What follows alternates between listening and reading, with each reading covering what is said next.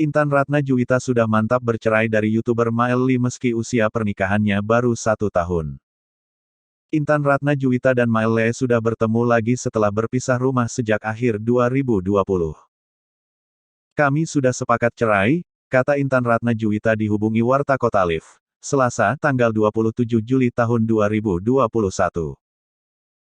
Di sidang virtual yang digelar Senin, tanggal 26 Juli tahun 2021, Intan Ratna Juwita yang sekarang berusia 30 tahun itu menyebut Maelly tetap menolak memberi nafkah selama pisah rumah.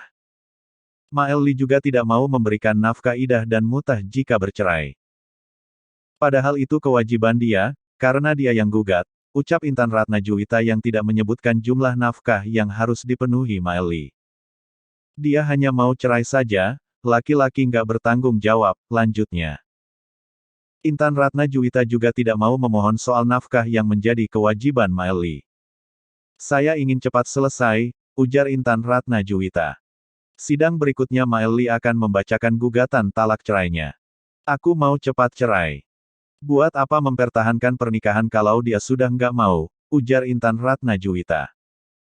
Intan Ratna Juwita dan Maelly menikah pada tanggal 30 Maret tahun 2020 setelah pacaran 2 tahun.